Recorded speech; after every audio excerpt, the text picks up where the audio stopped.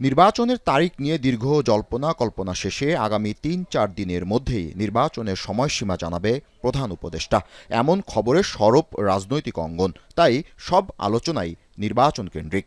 এমন প্রেক্ষাপটে রোববার সকালে ডিআরইউতে ভাসানী জনশক্তি পার্টির আলোচনা সভায় যোগ দিয়ে বিএনপির স্থায়ী কমিটির সদস্য আমির খসরু মাহমুদ চৌধুরী সতর্ক করে বলেন, যেসব দেশে নির্বাচন নিয়ে গড়িমসি হয়েছে সেসব দেশ ব্যর্থ রাষ্ট্রে পরিণত হয়েছে। সংস্কার প্রসঙ্গে বিএনপির নেতা আরও বলেন, ঐকমত্য কমিশনে রাজনৈতিক দলগুলোর সব বিষয়ে একমত না হওয়াটাই গণতন্ত্রের সৌন্দর্য। যতগুলো দেশে বিপ্লবের মাধ্যমে পরিবর্তন হয়েছে, যেই দেশগুলো যত তাড়াতাড়ি গণতান্ত্রিক অর্ডারে ফিরে যেতে পেরেছে সেই দেশগুলো ভালোভাবে চলছে, গণতন্ত্র চলছে।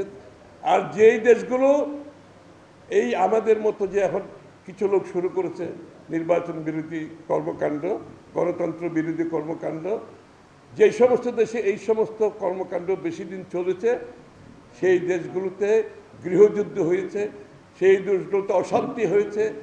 এদিকে দুপুরে বিএনপির শীর্ষ নেতা সালাউদ্দিন আহমেদ এখন টিভিকে সাক্ষাৎকারে জানান, প্রধান উপদেষ্টা নির্বাচনের তারিখ ইসিকে জানালে ত্রয়োদশ জাতীয় সংসদ নির্বাচনের তারিখ ঘোষণা করবে নির্বাচন কমিশন।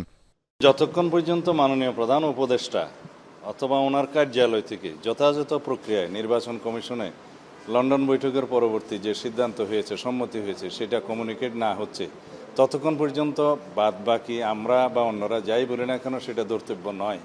আমি আশা করব এই সময়ের ভিতরে মাননীয় প্রধান উপদেষ্টা সুস্পষ্ট একটা ঘোষণা দেবেন জাতির উদ্দেশ্যে নির্বাচন সংক্রান্ত, এবং নির্বাচন কমিশনে সেটা যথাযথ প্রক্রিয়ায় তিনি কমিউনিকেট করবেন তার মেসেজটা।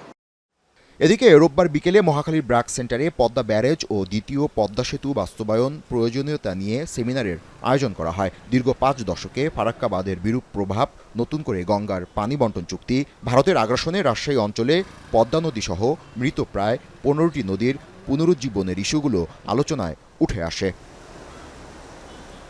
সেমিনারে অংশ নিয়ে বিএনপির মহাসচিব মির্জা ফখরুল ইসলাম আলমগীর বলেন, খালেদা জিয়া দ্বিতীয় পদ্মা সেতুর কথা আগেই বলেছেন, আর এই ব্যাপারে তিনি প্রতিশ্রুতিবদ্ধ। আপনারা জানেন যে আমাদের দলের বর্তমান চেয়ারপারসন দেশনেত্রী বেগম খালেদা জিয়া তিনি অনেক আগে দ্বিতীয় সেতুর কথা কমিট করেছেন, তার কমিটমেন্ট আছে। দেশের মানুষ উন্নতি ও গণতান্ত্রিক ব্যবস্থা দ্রুত ফিরে পেতে চায় বলেও মন্তব্য করেন বিএনপির মহাসচিব।